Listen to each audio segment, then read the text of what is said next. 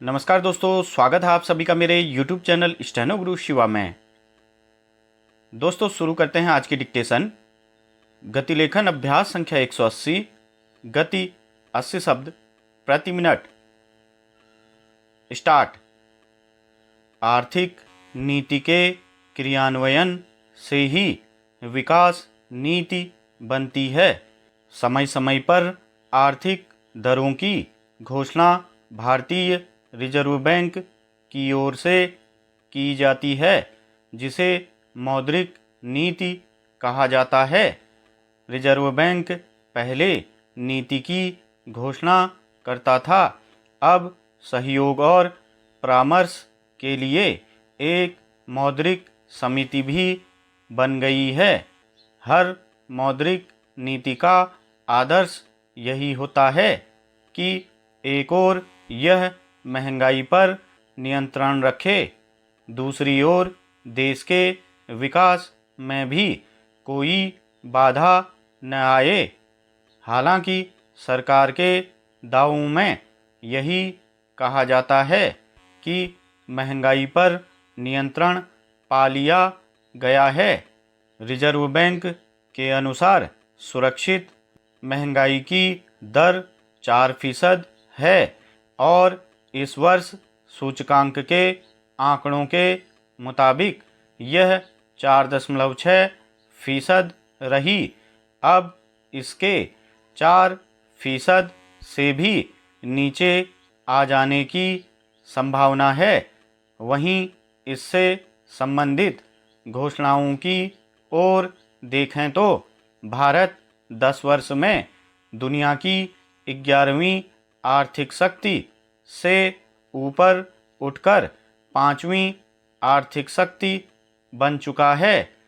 इस साल के अंत तक देश की चौथी आर्थिक शक्ति और 2 वर्षों में तीसरी आर्थिक शक्ति बनने की उम्मीद की जा रही है।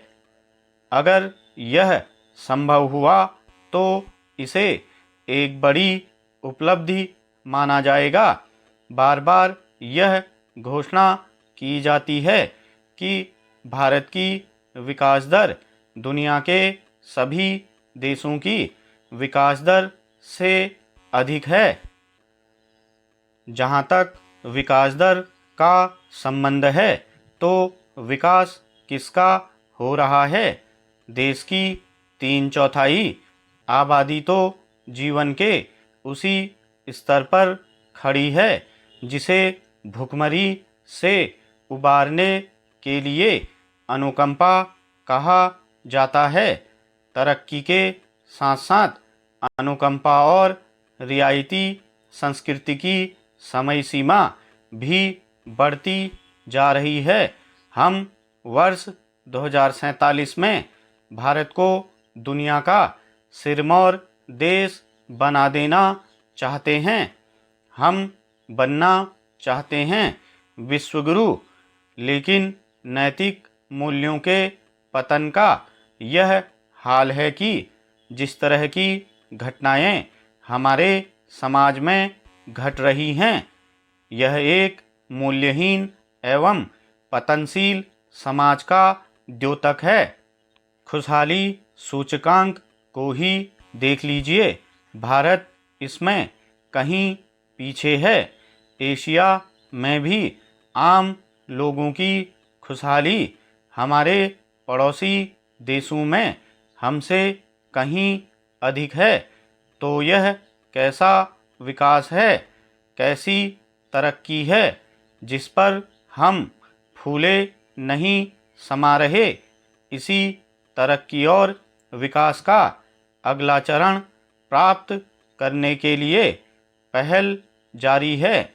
आरबीआई के गवर्नर ने कहा है कि मौद्रिक नीति ऐसी होनी चाहिए जिसमें महंगाई पर नियंत्रण हो और सतत विकास को प्रोत्साहन मिले।